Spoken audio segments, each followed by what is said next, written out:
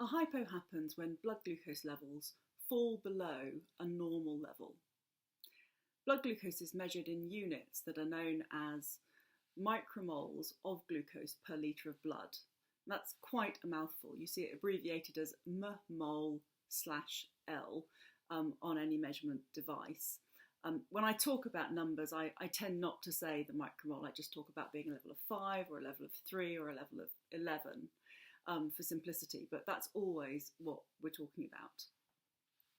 For a normal person, it's typically about 5, and for a diabetic, you start to feel like you're into a hypo zone somewhere below the level of 4. How often do I have hypos? About every 4 or 5 days on average. My Freestyle Libre tells me that I've had 21 in the last 90 days, but they don't come regularly. It's not like that at all.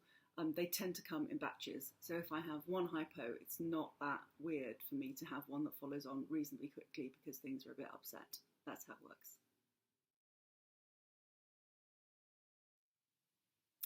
So I start to feel a hypo coming on when my blood sugars have gone down to about 3.5, and that's the start of it. By the time I get to 3, I'm really feeling pretty wobbly, pretty unwell.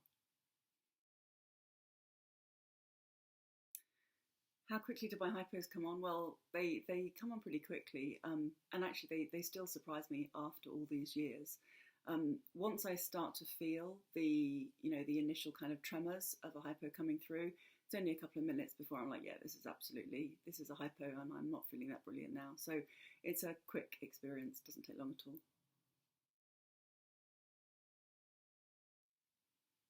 Hypos come out of nowhere. It's very hard to predict when they're going to happen. The only thing that I would say is that when I do exercise, I can't do an hour of brisk exercise without having a hypo. It's almost impossible.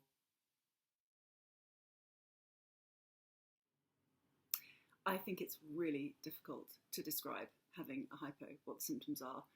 I generally feel kind of a bit like I'm not quite there.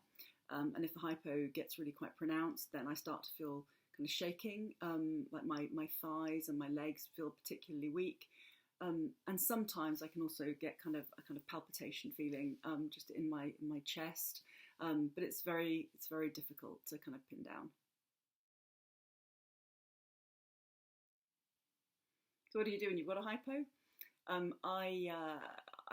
You act quickly.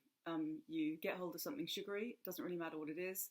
I always carry fruit pastels on me whenever I go anywhere, so they're always to hand. But also, I'll have something like a glass of orange juice, and that'll sort it.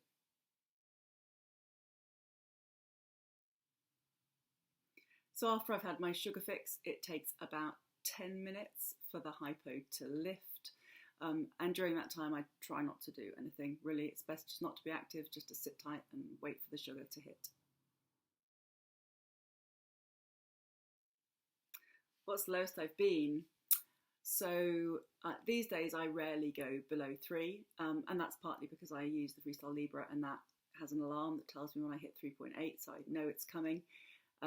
In the past, I have tended to be quite a bit lower than that, and I have gone as low as 1.6, which is scarily low, and at that level feeling really, really terrible. Completely wiped out, very wobbly and pretty scared as well.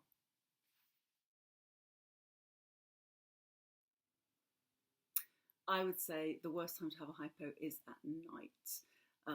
Usually, you're pretty low by the time you wake up, in my experience. But then there's the kind of, oh my God, I've got to wake myself up and deal with this. And I tend to lose a bit of judgment at night as well. It's like, oh my God, I feel terrible. I'm just eating these sweets and I just want it to go away. That's not a great experience.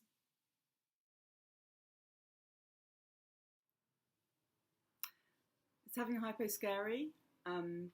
So no, you get so used to them that they're pretty routine, and I think I'm generally fine about it, especially if it's like in the kind of 3 to 3.5 zone. It's all cool.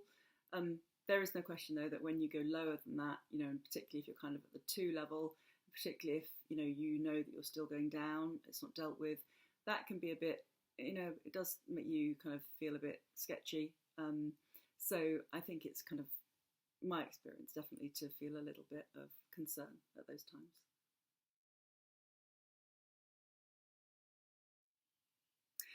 A hypo's the worst thing about being a diabetic? Not in my experience, no.